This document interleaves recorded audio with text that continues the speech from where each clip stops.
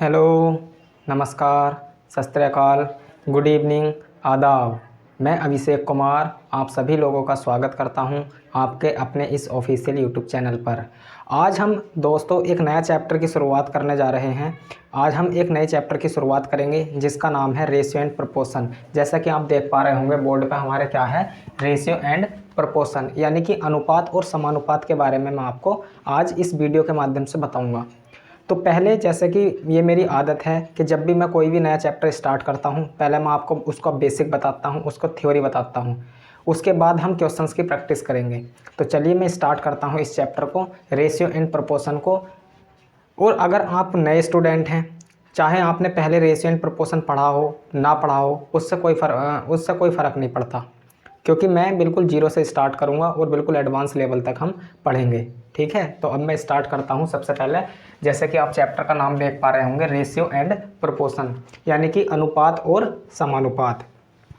तो सबसे पहले हम रेशियो के बारे में समझते हैं और उसके बाद में मैं आपको प्रोपोर्शन समानुपात के बारे में बताऊंगा। तो सबसे पहले आप हेडिंग लगाइए, क्या, रेशियो, यानी कि रेशियो का मतलब होता है अनुपात। रेशियो का मतलब क्या होता है दोस्तों, अनुपात। रेशियो का मतलब क्या होता है, अनुपात। तो सबसे पहले हम अनुपात के बारे में समझते हैं कि अनुपात क्या होता है। तो अगर हम बात करें किसकी, अनुपात की, तो अनुपात जो होता है इसका सिंबल होता है क्या, अनुपात को हम इन दो चिन्हों से दर्शाते हैं। ये जो दो पॉइंट होते हैं, ठीक है, ये अनुपात का क्या है दोस्तों, ये अनुपात का एक सिंबल होता है, ये अनुपात का साइन है। यानी कि अनुपात को हम दो पॉइंट्स के थ्रू, दो पॉइंट के द्वारा प्रदर्शित करते हैं। जैसे कि ए अनुपात बी, ये एक प्रकार का अनुपात है, यानी कि इसको पढ़ेंगे ए अनुपात बी। तो अनुपात का ये सिंबल है, अनुपात का ये साइन होता है, दो बिंदु। तो इसको पढ़ने का तरीका क्या है, ए अनुपात बी, ए अनुपात बी। अब ये जो अनुपात है ये क्या होता है, तो अनुपात होता है सिंपलेस्ट फॉर्म। ये सिंपलेस्ट फॉर्म होती, सिंपलेस्ट फॉर्म। अनुपात एक प्रकार की क्या है, सिंपलेस्ट फॉर्म है, सरलीकृत रूप होता। अनुपात क्या होता है, एक प्रकार का अनुपात जो होता है वो एक प्रकार का सरलीकृत रूप होता है। सिंपलेस्ट फॉर्म को हम रेशियो बोलते हैं। अब ये जो सिंपलेस्ट फॉर्म होती है, सिंपलेस्ट फॉर्म का मतलब छोटा रूप, छोटा रूप। तो छोटा रूप जो होता है उसी को हम क्या बोलते हैं, रेशियो, सिंपलेस्ट फॉर्म होता है हमारा। अब अगर हम बात करें किसका, रेशियो की फॉर्म की अगर मैं बात करूँ तो इसकी चार फॉर्म हमें देखने को मिलती हैं। चार मेन फॉर्म होती है इसकी, चार फॉर्म्स, इसकी चार फॉर्म्स होती मुख्यतः। रेशियो की हमारी कितनी फॉर्म्स होती हैं, तो रेशियो की हमारी चार फॉर्म होती हैं। और वो चार फॉर्म कौन कौन सी होती हैं उसको समझिए। जैसे कि मान लीजिए कि ये है हमारी क्या, ए अनुपात बी, ये रेशियो की पहली फॉर्म है, ये रेशियो की क्या है, पहली फॉर्म है। दूसरा, इसी चीज़ का मतलब क्या होता है, रेशियो की चार फॉर्म होती है, उसको समझना चाहते हैं तो आप इस प्रकार से समझिए। रेशियो की चार फॉर्म कौन कौन सी है, इससे आपको अच्छा समझ में आएगा। ए अनुपात बी, ए अनुपात बी का मतलब होता है दोस्तों ए बटे बी, यानी कि कहीं पर ए अनुपात बी लिखा हुआ है तो इसको मैं ए बटे बी भी लिख सकता हूँ।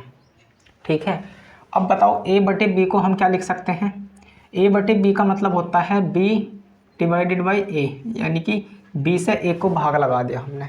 और इसी चीज़ को अगर आप आगे सॉल्व करोगे तो एक नंबर आएगा डेसिमल फॉर्म, डेसिमल में, डेसिमल।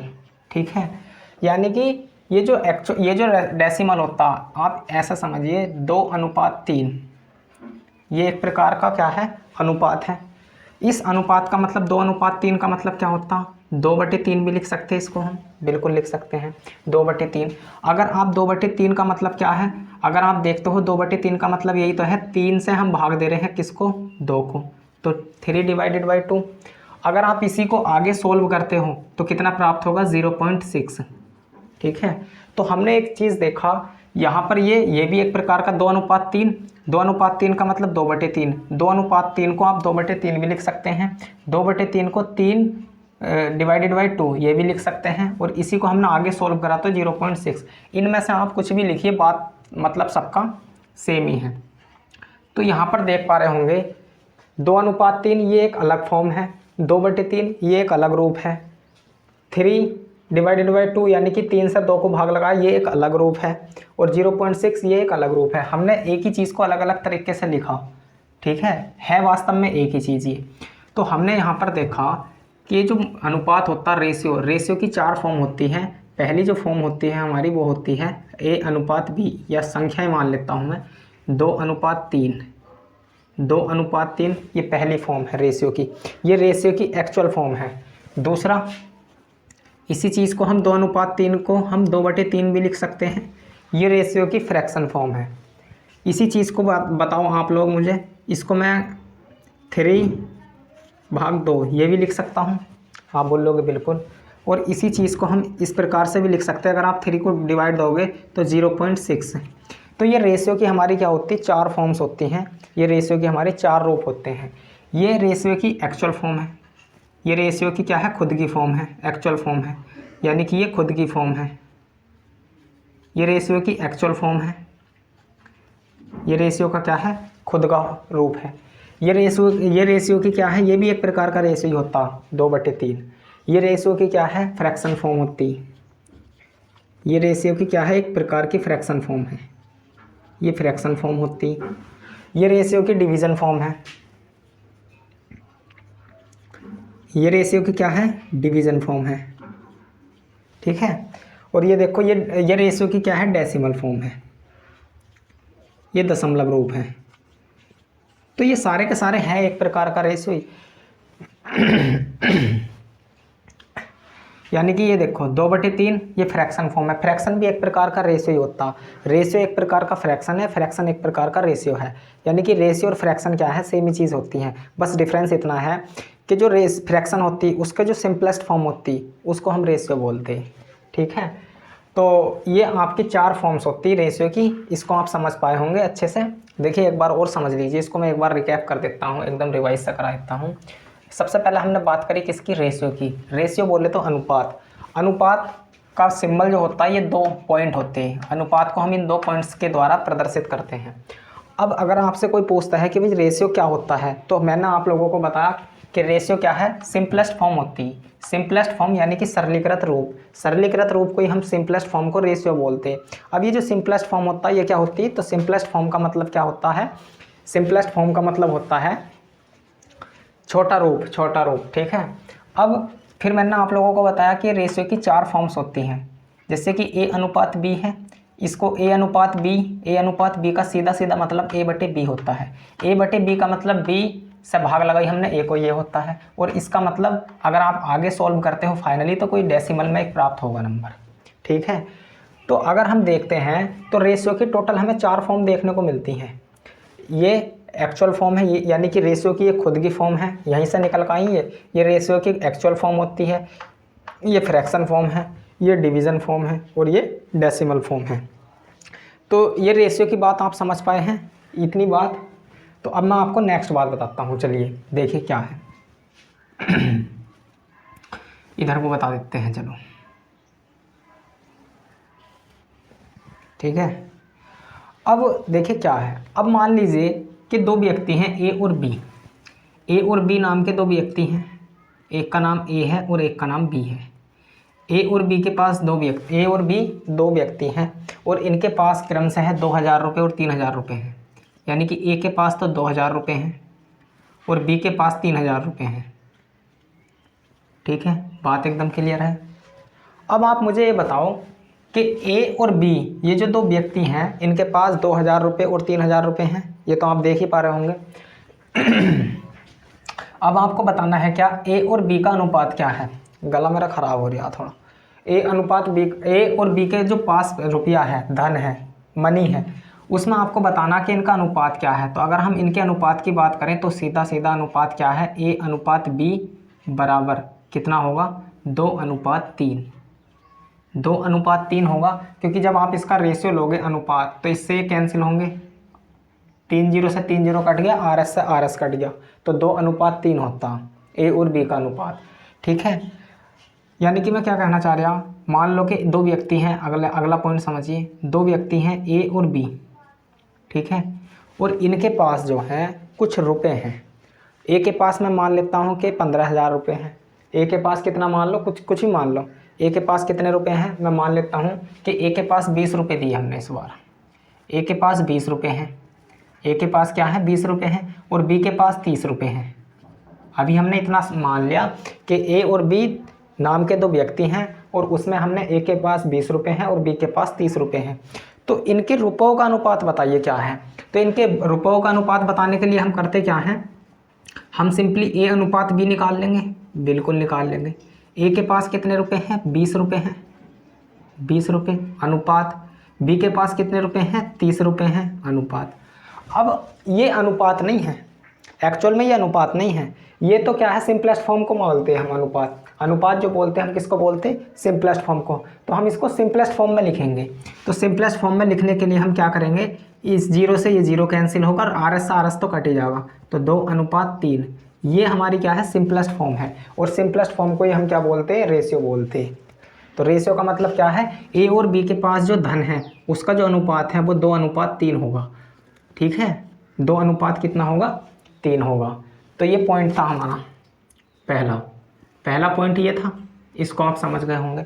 अब ये जो नेक्स्ट पॉइंट है, अगला पॉइंट भी समझना है। दूसरा पॉइंट क्या है, अब करना क्या है हमें, अब का इस बार क्या है, पहले तो हमें क्या दिया हुआ था, ए और बी के पास रुपये दे रखे थे, हमें एक्चुअल वैल्यू दे रखी थी कि ए के पास 2000 रुपये है और बी के पास 3000 रुपये है, एक्चुअल वैल्यू दी हुई थी हमें, और हमसे रेशियो पूछा था। अब सपोज़ करो आप कि ए और बी के पास, अब क्या हमें क्या है, रेशियो दिया गया है कि ए और बी के पास जो रुपया है, पैसा है, ए और बी के पास कुछ रुपए हैं, हमें नहीं पता कितने रुपए हैं, लेकिन हमें ये पता है कि ए और बी के पास जो धन है वो 2:3 के अनुपात में है। ए और बी के पास अनुपात कितना है, 2:3 के अनुपात में है। तो अब आप मुझे ये बताइए, ए और बी के रुपयों का अनुपात 2:3 दे रखा हमें, तो ए के पास कितने रुपये होंगे, तो आपका जवाब होगा ए के पास 20 रुपये होंगे, क्योंकि 2:3 तो इसका भी निकल कर आया हमारा 20 रुपये और 30 रुपये का, 2000 रुपये और 3000 रुपये का भी अनुपात 2:3 है। तो अब आप मुझे ये बताओ, ए के पास कितने रुपये होंगे, ए के पास 20 रुपये होंगे या ए के पास 2000 रुपये होंगे, तो आप मुझे अब बताइए। तो देखिए इस कंडीशन में हम करेंगे क्या, हमें नहीं पता, ए के पास 20 रुपये भी हो सकते हैं और ए के पास हमारे 2000 रुपये भी हो सकते हैं, कुछ भी हो सकता है। तो एक्चुअल में हम क्या करते हैं, ए के रुपये को मानने के लिए ए का जो रुपया होगा वो कितना होगा, 2x। ए के पास कितने रुपए होंगे, 2x, और बी के पास कितने रुपए होंगे, एक्चुअल में 3x। हम जब भी रेशियो से, इस पॉइंट का मतलब क्या है, जब भी आपको रेशियो दिया गया हो और आपको एक्चुअल वैल्यू माननी है, जब भी आपको दो संख्याओं का रेशियो दिया गया है या दो व्यक्तियों का रेशियो दिया गया है या दो राशियों का रेशियो दिया गया है, तो हम क्या करते हैं, रियल वैल्यू मानने के लिए हम उसमें एक वेरिएबल्स की मल्टीप्लाई कर देते हैं,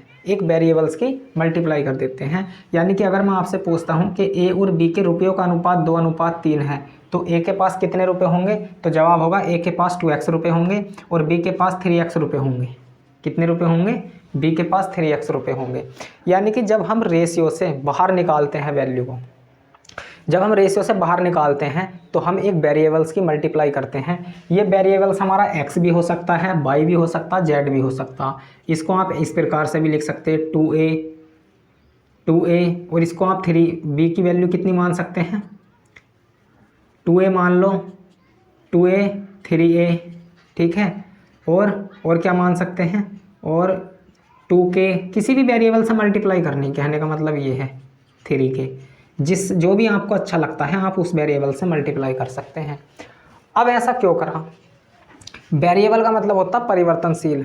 अगर x की वैल्यू 10 निकल कर आती है, 10, x की वैल्यू 10 है तो a के पास 20 रुपये होंगे और b के पास 30 रुपये, ठीक है।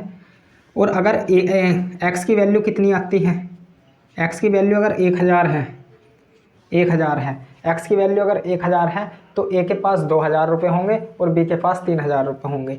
लेकिन ये जो वैल्यू होती है निकलती है हमारी, ठीक है। बस आपको सीधा सा इतना सी बात ध्यान रखनी है। अगर ये सारी चीज़ समझ में नहीं आई आप लोगों की तो आप बस इतना ध्यान रख सकते हैं, जब भी आपको रेशियो दिया गया है और आपसे रियल वैल्यू पूछी है तो रियल वैल्यू मानने के लिए हम क्या करते हैं, रियल वैल्यू फाइंड करने के लिए हम उसमें एक वेरिएबल्स की मल्टीप्लाई करते हैं। वो जो वेरिएबल्स है वो हमारा कुछ भी हो सकता है, ए भी हो सकता है, A B C D X Y Z, कुछ भी, ठीक है। एग्जाम्पल समझो, इसी पर बेस एक पॉइंट और समझना, यानी कि ए और बी नाम की दो, ए और बी क्या है, दो संख्याएं हैं। सपोज करो इस प्रकार से है, ए और बी क्या है, दो संख्याएं हैं, ए और बी क्या है, दो संख्याएं हैं, ठीक है। ए और बी दो संख्याएं हैं और ये जो संख्याएं हैं वो 5:7 के अनुपात में है, 5:7 के अनुपात में है दो संख्याएं हैं ए और बी। ए बी मान लो, फर्स्ट सेकंड मान लो, चलो मैं फर्स्ट सेकंड ही मान लेता हूँ, ए बी को छोड़ दो। पहली संख्या है ये और ये दूसरी संख्या है, सेकंड नंबर है। तो दो संख्याएं दी गई हैं आपको, पहली संख्या 5, दो संख्याएं दी गई हैं पहली और दूसरी, और उन संख्याओं का हमें रेशियो दिया गया अनुपात। पहली संख्या और दूसरी संख्या का जो अनुपात है वो 5:7 है। तो अब मेरा आपसे एक प्रश्न है, बताओ पहली संख्या क्या होगी? तो पहली संख्या क्या होगी? रेशियो दिया गया है, और पहली संख्या अगर आप मानते हो तो हम इसमें एक वेरिएबल्स की मल्टीप्लाई करेंगे। पहली संख्या 5x होगी और दूसरी संख्या क्या होगी हमारी? दूसरी संख्या 7x होगी।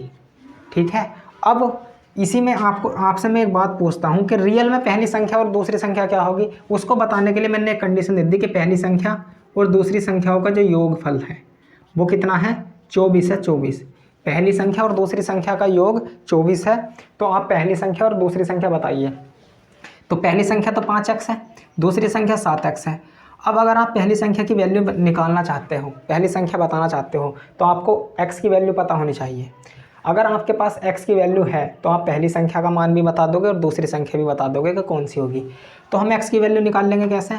कहने का मेरा मतलब ये है कि पहली संख्या और दूसरी संख्याओं का जो अनुपात है वो 5:7 दिया गया है, और इन दोनों संख्याओं का जो योगफल है वो 24 दिया गया है, और आपसे पहली और दूसरी संख्या पूछी कि क्या होंगी। तो हमने क्या करा? पहली संख्या 5x मान ली, दूसरी संख्या 7x। अब क्या दिया गया है? योगफल। हमारे अनुसार 5x + 7x को हम क्या कर लेंगे? योग कर लेंगे। 5x + 7x, दो संख्याओं का योगफल ये है, दिया हुआ कितना है? 24। तो बराबर में क्या है? 24। तो यहाँ से x की वैल्यू कितनी निकल कर आएगी? 2। तो जो पहली संख्या है वो कितनी होगी? 10, और दूसरी जो संख्या है वो कितनी होगी? 14। ठीक है, ये हमारी पहली संख्या और दूसरी संख्या की वैल्यू निकल कर आ गई। ठीक है, बोल लो ये बात समझ पाए हो या नहीं समझ पाए हो?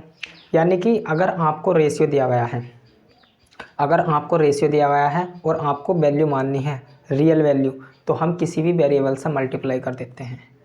ठीक है, किसी भी वेरिएबल से कर सकते हैं आप, a से, b से, c से, d से, e से, f से, x, y, z, जितने भी जिससे मन करें आप उससे कर सकते हैं। ठीक है, तब हम रियल वैल्यू निकाल लेते हैं। और ये क्यों होता? क्योंकि देखो 5:7 वाली जो संख्याएं हैं, ज़रूरी नहीं 10 और 14 ही हों, ऐसी बहुत और भी संख्याएं हो सकती हैं 5 और 7 वाली। हम वेरिएबल से ही मल्टीप्लाई क्यों करते हैं? क्योंकि वेरिएबल्स का मतलब ये होता है 5 और 7, 5:7 अनुपात वाली जो संख्या है, 10 और 14 के अलावा और भी बहुत सारी हो सकती हैं हमारी।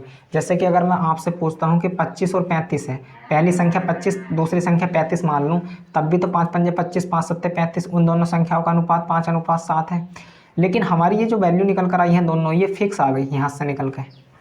तो इस अनुपात की संख्या तो हमारी बहुत सारी हो सकती हैं, तो बहुत सारी हो सकती हैं। उन सब सारी चीज़ों से बचने के लिए हम क्या करते हैं? सिंपली एक वेरिएबल से मल्टीप्लाई कर लेते हैं और हमें एक्चुअल में वैल्यू पता चल जाती है। यहाँ x की वैल्यू 2 निकल कर आई, यहाँ x की वैल्यू 5 निकल कर आएगी। तो इसलिए, ठीक है, इसलिए वेरिएबल से मल्टीप्लाई करते हैं। उम्मीद करता हूँ आप लोग समझ पाए होंगे। देखिए क्या था, ये मैंने पहला पॉइंट स्टार्ट करा और ये दूसरा पॉइंट स्टार्ट करा। पहले पॉइंट में मैंने आपको क्या बताया कि मान लो दो व्यक्ति हैं ए और बी, उनके पास 2000 रुपये और 3000 रुपये थे। तो ये आपको क्या दी गई थी? Real value. रियल वैल्यू दी गई है 2000 रुपये और 3000 रुपये, और आपसे क्या पूछा है? रेशियो। तो जब रियल वैल्यू देखकर रेशियो पूछा होता तो हम उसको सिंपलेस्ट फॉर्म में लिखते हैं। दूसरा इसका मैंने अपोजिट बताया, अगर आपको रेशियो दिया गया है कभी भी रेशियो, तो रियल वैल्यू मानने के लिए हम क्या करते? वेरिएबल्स में मल्टीप्लाई करते। ये 2 पॉइंट आपको ध्यान रखने हैं अभी तक, और कुछ याद करने की ज़रूरत नहीं है। उम्मीद करता हूँ ये सारा पॉइंट, ये सारी बातें मेरी समझ पाए होंगे। अब आप इसको नोट करिए।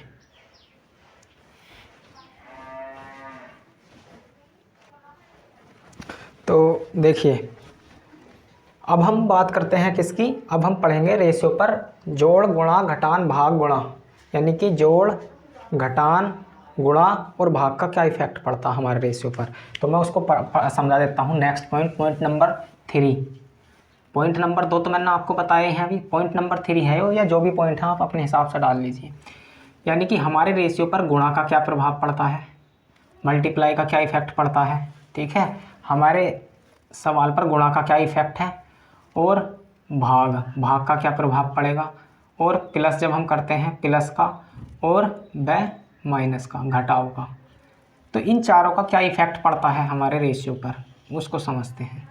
ठीक है, यानी कि हमारा जो रेशियो दिया होता है, रेशियो जो होता है अनुपात, अनुपात में गुणा का, भाग का, जोड़ का और घटाव का क्या इफेक्ट पड़ता है उसको समझेंगे।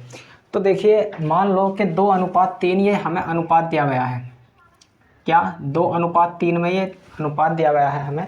किसी का भी अनुपात हो सकता है, ये संख्याओं का अनुपात हो सकता है, दो संख्याओं का अनुपात हो सकता है, दो व्यक्तियों के पैसों का अनुपात हो सकता है, दो व्यक्तियों की संपत्ति का अनुपात हो सकता है, दो व्यक्ति की एज का अनुपात हो सकता है, पिता और पुत्र की आयु का अनुपात हो सकता है। कहने का मतलब ये है कि किसी भी चीज़ का अनुपात हो सकता है, लेकिन ये एक प्रकार का अनुपात है। तो ये 2:3 है। अब इस अनुपात में आपको क्या करना है, 5 से गुणा करेंगे हम। इसमें क्या है, 5 से गुणा करते हैं तो बताइए नया अनुपात क्या होगा। तो जब हमने गुणा का इफेक्ट देखते हैं, पहले 2:3 दिया हुआ है, अब इसमें हम 5 से गुणा करेंगे तो नया अनुपात क्या होगा, ये पूछा गया है हमसे। तो अगर आप 5 से गुणा करेंगे तो पहले क्या करेंगे हम, पहले तो हम इसकी रियल वैल्यू मान लेते हैं। ये ए और बी मान लो, चलो ए और बी मान लो, ए और बी मान लो। तो अगर आप इसकी रियल वैल्यू निकालना चाहते हैं तो रियल वैल्यू क्या होगी, 2x, और इसकी जो रियल वैल्यू होगी वो क्या होगी, 3x, यही तो होगी। अब आपने इसमें भी 5 से मल्टीप्लाई कर दी और इसमें भी 5 से मल्टीप्लाई करेंगे तो नया रेशियो क्या बनेगा, देखिए क्या बनेगा, नया रेशियो निकाल लो अब इसका। तो नया रेशियो निकालने के लिए क्या करेंगे हम, 5 से 5 कट गया, x कट गया, यानी कि 2:5 ही हुआ। क्या हुआ, 2:5। यानी कि जब हमने रेशियो में क्या करा, 5 से मल्टीप्लाई करी, तो जो रेशियो पहला था ये ओल्ड रेशियो है। ये क्या था, ओल्ड रेशियो है, यानी कि गुणा करने से पहले का रेशियो है। और ये क्या है, न्यू रेशियो है, गुणा करने के बाद का रेशियो है। ठीक है, ये पुराना रेशियो दिया हुआ था और ये जब हमने गुणा करी तो नया रेशियो प्राप्त हुआ। तो आपने एक चीज़ देखी कि जब हमने यहाँ गुणा करी, तो जब हमने गुणा करी तो रेशियो पर कोई प्रभाव नहीं पड़ा। इस चीज़ को हम इस तरीके से भी लिख सकते हैं, यानी कि जब मान लो आपको दो संख्याओं का अनुपात दे रखा, 2:3 है, दो चीज़ों का अनुपात दे रखा और आपसे आप किसी भी नंबर से गुणा कर सकते हैं। तो जब आप गुणा करोगे तो डायरेक्ट भी कर सकते हैं, यानी कि इसमें भी 5 से मल्टीप्लाई कर दी और इसमें भी 5 से मल्टीप्लाई कर दी। तो अब नया अनुपात क्या होगा, तो नया अनुपात बताने के लिए 5 से 5 कट गया, 2:3 है। यानी कि हम ये जो गुणा होती, गुणा को हम बिना रियल वैल्यू मानने, यानी कि बिना x से मल्टीप्लाई किए भी हम डायरेक्ट रेशियो निकाल सकते हैं। हमने बिना रियल वैल्यू के भी हम डायरेक्ट गुणा कर सकते हैं, रेशियो में हम डायरेक्ट गुणा कर सकते हैं। और जब भी हम रेशियो में गुणा करते हैं तो हमारे रेशियो पर कोई प्रभाव नहीं पड़ता। जो रेशियो पहले था गुणा करने के बाद भी वही रेशियो है। ठीक है, ये पॉइंट था। अब आप सोच रहे होंगे कि अगर हमने 5 से इसमें गुणा करी तो इसमें क्यों कर रहे, बिल्कुल करनी पड़ेगी, क्योंकि मान लो 2:3 दिया गया है, तो इसका मतलब इसमें अगर मैंने 5 से मल्टीप्लाई कर दी तो इसमें क्यों करनी पड़ रही, इसमें इसलिए करनी पड़ रही क्योंकि इसका मतलब क्या है, इसका मतलब है 2/3। अब आपने इसमें 2 में 5 से मल्टीप्लाई करी तो 5 से अंश में मल्टीप्लाई करी तो हर में भी तो करनी पड़ेगी। तो इसलिए हम क्या करते, जब भी रेशियो में मल्टीप्लाई करते तो उसके सारे एलिमेंट, सारे तत्वों से करते, सारे एलिमेंट से हम क्या करते, मल्टीप्लाई करते। इसको समझिए, ठीक है भाई। हाँ, तो हम इस एक्शन बिना हम डायरेक्ट भी कर सकते हैं मल्टीप्लाई। ठीक है, अगला पॉइंट इसी पर बेस्ड एक एग्जाम्पल है। जैसे कि मान लो आपको 5:11 दिया गया है, यह अनुपात है, 11:12 है। अब आपका जिससे भी मन करता है इसमें किसी भी संख्या से गुणा कर लो, हमारे रेशियो पर कोई प्रभाव नहीं पड़ेगा। आपका मन कर रहा है कि मैं तो 7 से गुणा करता हूँ, तो 7 से गुणा करने पर नया रेशियो क्या होगा, ए और बी का अनुपात 11:12 है। तो गुणा करने के बाद हमारा जो नया रेशियो होगा वो क्या होगा, तो हम क्या करेंगे, 11×7 और इसमें भी 12×7 करेंगे। और अब इनका रेशियो ले लो दोनों का, अगर आप रेशियो लेते हो तो 11×7 = 77 या 11×7 ही लिख लो। अनुपात 12×7, 7 से 7 कट गया, तो अभी भी रेशियो क्या है हमारा, 11:12 है। हमने क्या करा, जब भी हमने क्या करा, इसमें 7 से गुणा करी तो हमने डायरेक्ट कर दी बिना रियल वैल्यू मानने। ठीक है, तो हमारा जो अनुपात है वो सेम ही रहता है गुणा करने पर। अब ये पॉइंट था पहला। ठीक, अब देखिए भाग का क्या इफेक्ट पड़ता है। भाग का जब हम डिवाइड करते हैं तो मान लो कि 2:3 में ही संख्या दी गई है। एक ही एग्जाम्पल से सारे पॉइंट समझाने की कोशिश कर रहे हैं, हमें 2:3 ही ले लेते हैं हम। अब हमने क्या करा, 2:3 में अगर हम 5 से डिवाइड करते हैं, 5 से, तो क्या इफेक्ट पड़ेगा हमारे रेशियो पर, नया रेशियो क्या होगा। तो देखिए क्या है, तो सबसे पहले तो हम इसमें क्या है, रियल वैल्यू मान लेते हैं 2x होगी और ये 3x होगी, और 5 से भाग करा तो 5 से भाग करेंगे तो यहाँ भी 5 से भाग लगाएंगे और यहाँ भी 5 से भाग लगाएंगे। अब आप नया रेशियो बताइए, नया रेशियो क्या होगा, देखिए क्या होगा, x से x कट गया, 5 से 5 कट गया, तो अभी भी अनुपात कितना ही है हमारा, 2:3 है। ठीक है, 2:3 है। अभी पता चलेगा ये कैसे कट गए, थोड़ी देर रुकिए, कैसे कट गए, देखिए कैसे कट गए, 2x/5 बटे 3x बटे 5 ही तो है, इसका मतलब 5 से 5 कट गया, x कट गया, 2/3 का मतलब 2:3 ही तो है, ऐसा है। ठीक है, आगे और भी अच्छे से समझ में आएगा आपको। तो हमने ये देखा कि जब हमने गुणा करी तो जब हमने भाग करी, 5 से भाग करने से पहले जो अनुपात था 2:3 था, जब हमने भाग करी तब भी अनुपात 2:3 ही था। तो एक चीज़ है ना, अगर हम इसमें डायरेक्ट डिवाइड करें तो कोई दिक्कत है कि 2:3 दिया हुआ था, हमने इसमें भी 5 से भाग कर ली और इसमें भी 5 से भाग कर ली, तो डायरेक्ट इसमें भी भाग कर सकते हैं, अभी भी क्या है, अनुपात 2:3 है। ठीक है, ये आपका डिवीज़न था। अब इसी बात को मैं लिखा देता हूँ, लिखना क्या है, नोट लिख लो, नोट, इन दोनों पॉइंट को ध्यान से लिख लो। चलिए मैं लिखाई देता हूँ।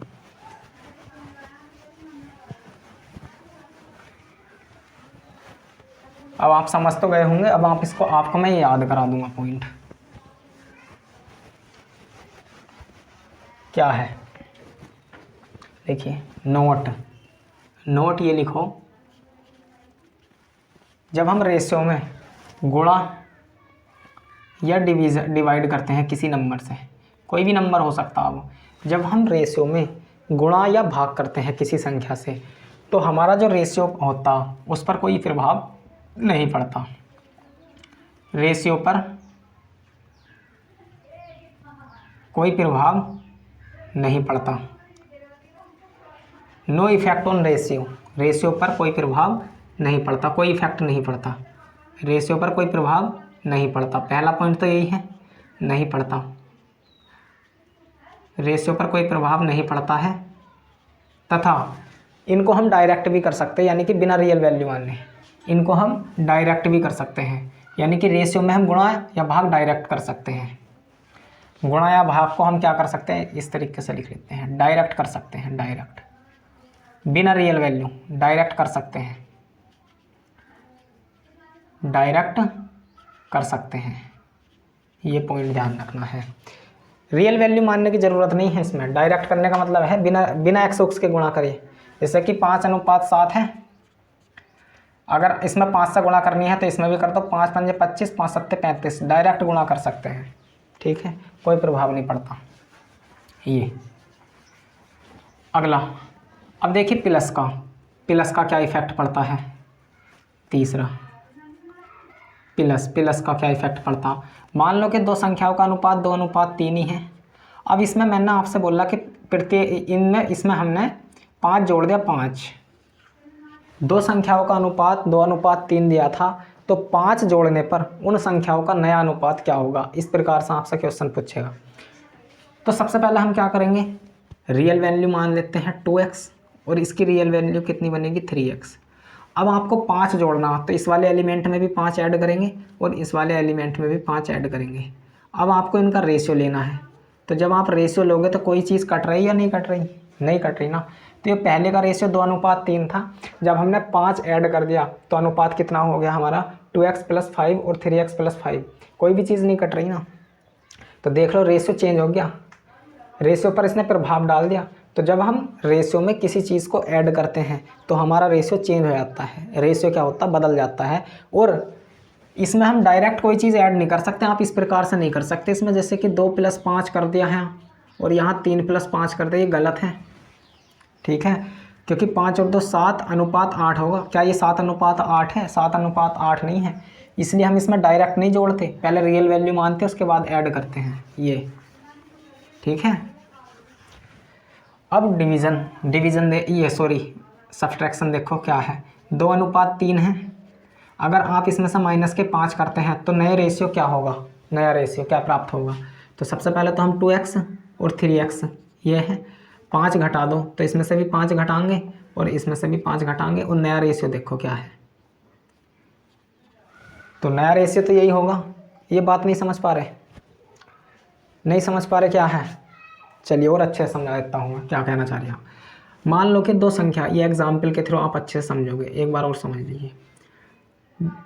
दो व्यक्ति हैं ये ए और बी, ठीक है। ए और बी दो व्यक्ति हैं, इनका अनुपात दिया गया है हमें 5:7 दिया गया है। क्या दिया गया है? 5:7। ठीक है भैया, ठीक है दोस्तों। ए और बी जो दो व्यक्ति हैं इनका अनुपात हमें 5:7 दिया गया है, ठीक है। आपसे ये प्रश्न पूछे गए हैं दो। क्या प्रश्न पूछा गया है? पहला 5 जोड़ने पर या 7 जोड़ने पर, 7 जोड़ने पर नया अनुपात क्या होगा, और दूसरा है 5 घटाने पर नया अनुपात क्या होगा। तो इसको कैसा करते हैं, देखिए कैसे करेंगे। ए और बी का अनुपात दिया गया है हमें 5:7, 7 जोड़ने पर अनुपात क्या होगा। तो सबसे पहले तो ए की वैल्यू बताओ आप क्या होगी। तो ए की वैल्यू होगी 5x, ठीक है बाबू जी। और बी की वैल्यू कितनी होगी? 7x। बी की जो एक्चुअल वैल्यू होगी वो 7x होगी, वेरिएबल की मल्टीप्लाई कर दी, मैं x की मल्टीप्लाई करता हूँ, ठीक है। 5x और 7x हो गए। अब इसमें क्या है, 7 ऐड करा हमने, तो 7 ऐड करो तो a की वैल्यू कितनी होगी? 5x + 7, 7 जोड़ने पर। और b का मान कितना होगा? 7x + 5। जब भी हम कोई चीज़ करते हैं तो दोनों एलिमेंट में होता रेशियो के। अब आपको नया रेशियो बताना है। जोड़ने के बाद 7 जोड़ने के बाद नया रेशियो क्या प्राप्त होगा। तो a/b लिख लेता हूँ। तो 5x + 7 अनुपात 7x + 5, ये नया रेशियो है। ये बात बताना चाह रहा था मैं आपको। 5, ये पहले का आंसर हो गया। दूसरे का क्या है? -5, यानी कि 5 घटाने पर नया रेशियो क्या होगा, बताओ क्या होगा नया रेशियो क्या होगा। तो ए की वैल्यू तो वो दी हुई है 5x और बी का मान 7x। 5 घटाने पर तो ए की वैल्यू कितनी होगी? 5x -5 और बी का मान होगा 7x -5। तो ए और बी का रेशियो बता दो। ए की वैल्यू ये है 5x - 5 अनुपात 7x - 5, ये है। बस, क्या था इसमें दिक्कत? ये 2 पॉइंट बताए थे मैंने आपको। तो हमने एक चीज़ देखा है, हाँ क्या? अब इसको नोट को, अब आप इसको याद कर लो। बस समझ में आ गया तो अच्छी बात है, नहीं आया तो मैं क्या कर सकता हूँ इसमें, इतने अच्छे तरीके से समझा दिया। नोट क्या है, जब हम रेशियो में प्लस या माइनस करते हैं, जब हम रेशियो में क्या करते हैं, प्लस या माइनस करते हैं, तो रेशियो चेंज हो जाता है। रेशियो पर प्रभाव डालते हैं, चेंज हो जाता है रेशियो चेंज हो जाता है, रेशियो बदल जाता है। रेशियो क्या होता है? बदल जाता है। और इसमें हम डायरेक्ट कोई चीज़, रेशियो में हम ना तो डायरेक्ट ऐड कर सकते हैं और ना ही डायरेक्ट सब्ट्रैक्ट कर सकते हैं। इसमें हम रियल वैल्यू मान कर करते हैं। इसे हम क्या करते हैं, प्लस या माइनस हम रियल वैल्यू मान कर करते हैं, रियल वैल्यू मानते हैं, मानकर, रियल वैल्यू मानकर करते हैं, ठीक है। रियल वैल्यू मानकर करते हैं इसमें हम रियल वैल्यू मानकर करते हैं। तो आपने देखा कि जब हमने किसी भी रेशियो में इनटू या डिवाइड करा, जब हमने किसी रेशियो को किसी भी नंबर से इनटू या डिवाइड करा तो हमारे रेशियो पर कोई प्रभाव नहीं पड़ा, कोई प्रभाव नहीं पड़ता। जो रेशियो पहले दिया होता है, गुणा करने के बाद या भाग करने के बाद जो नया रेशियो होता है वो दोनों सेम ही होते हैं, उस पर कोई इफेक्ट नहीं पड़ता। लेकिन जब हम किसी संख्या का प्लस करते हैं या किसी संख्या को हम माइनस करते हैं रेशियो में से, तो वो हमारे जो रेशियो होता है उस पर प्रभाव डालता है, और उसमें हम डायरेक्ट भी नहीं कर सकते कोई चीज़, ठीक है। ये है, तो क्या प्रभाव पड़ता है रेशियो पर, इसको भी आप अच्छे तरीके से समझ पाए होंगे, ठीक है। नोट करिए।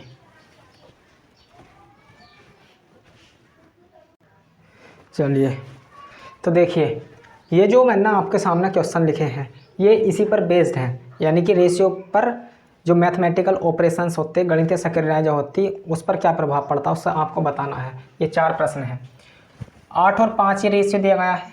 प्लस का 9, जब हम प्लस 9 करते हैं तो रेशियो पर क्या प्रभाव पड़ेगा, तो नया रेशियो क्या होगा, तो बताओ क्या होगा, 8x + 9 अनुपात 5x + 9। ठीक है, यहाँ ब्रैकेट लगाना जरूरी है। ये इस तरीके से जब हम गुणा करते हैं तो रेशियो, नया रेशियो क्या होगा, नया रेशियो क्या होगा, 7 पंजे 35, 7 गुणा 5। जब हम गुणा करते हैं तो रेशियो पर कोई प्रभाव नहीं पड़ता, यानी कि 7 गुणा 5 गुणा 2 गुणा 5, तो 5 से 5 कट गया, 7:2 ही है। रेशियो क्या प्राप्त होगा हमारा, 7:2। रेशियो पर कोई प्रभाव नहीं पड़ेगा, 8:7 होगा रेशियो। यहाँ देखो जब हम माइनस के 3 करते हैं तब तो आप डायरेक्ट कर सकते हैं नहीं, 5x - 3 रेशियो 3x - 3। तो ये थी हमारी आज की क्लास। और जो भी थ्योरी है अभी बची है, बहुत सारी थ्योरी इसमें रेशियो एंड प्रोपोर्शन चैप्टर में, उसको हम नेक्स्ट वीडियो में करेंगे। ठीक है, और एक बात मैं आपको बता दूं, अगर आप अपना अर्थमेटिक्स मैथ मजबूत करना चाहते हैं तो आपको 2 चैप्टर पढ़ने की बहुत ज़्यादा ज़रूरत है, बहुत अच्छे तरीके से। एक तो परसेंटेज और एक रेशियो एंड प्रोपोर्शन। अगर आपकी परसेंटेज और रेशियो एंड प्रोपोर्शन पर बहुत अच्छी कमांड है, बहुत अच्छी पकड़ है, तो आप पूरे अर्थमेटिक्स को बहुत अच्छे तरीके से सॉल्व कर सकते हैं, आपको कभी भी कोई भी दिक्कत नहीं होगी। लेकिन अगर आपका रेशियो एंड प्रोपोर्शन और परसेंटेज ये दोनों चैप्टर अगर वीक हैं तो आपको पूरे अर्थमेटिक्स मैथ में दिक्कत होगी। पूरे अर्थमेटिक्स मैथ में आपको क्या है, क्वेश्चंस को सॉल्व करने में प्रॉब्लम होगी। तो ये आप पर डिपेंड करता है। आप अर्थमेटिक्स मैथ मजबूत करना चाहते हैं तो इसके 2 ही सूत्र हैं। एक तो ये दोनों चैप्टर आपको अच्छे तरीके से करने हैं, एक तो रेशियो एंड प्रोपोर्शन, दूसरा परसेंटेज। अगर आपने इन 2 चैप्टर पर बहुत अच्छे तरीके से कमांड कर ली तो अर्थमेटिक्स की आप लंका लगा दोगे। ठीक है, और अगर नहीं करी तो अर्थमेटिक्स आपकी लंका लगा देगा। ये बात आपको ध्यान रखनी है। क्वेश्चंस एग्जाम में एसएससी के पॉइंट ऑफ व्यू से बताऊं तो एसएससी के एग्जाम में डायरेक्ट इससे इतने क्वेश्चंस नहीं पूछे गए। डायरेक्ट इस चैप्टर से, रेशियो एंड प्रोपोर्शन से डायरेक्ट क्वेश्चन नहीं पूछे गए, लेकिन बहुत सारे चैप्टर इसी पर बेस्ड हैं। रेशियो एंड प्रोपोर्शन पर कौन कौन से चैप्टर बेस्ड हैं, देखिए अगर आपका हर चैप्टर, वैसे तो अर्थमेटिक्स के जितने भी चैप्टर है ना वो 2 ही पे बेस्ड हैं, एक तो रेशियो एंड प्रोपोर्शन और एक परसेंटेज। कहीं भी यूज होता है, जैसे कि टाइम एंड डिस्टेंस है, एज है, टाइम एंड डिस्टेंस है, टाइम एंड स्पीड है, परसेंटेज में भी इसका यूज़ होता है। यानी कि रेशियो और परसेंटेज 2 ऐसे चैप्टर हैं जो पूरे अर्थमेटिक्स में यूज़ होते हैं, तो इसलिए आपको बेहतर तरीके से करना है। अब हम मिलते हैं नेक्स्ट वीडियो में। ओके बाय, थैंक यू, धन्यवाद।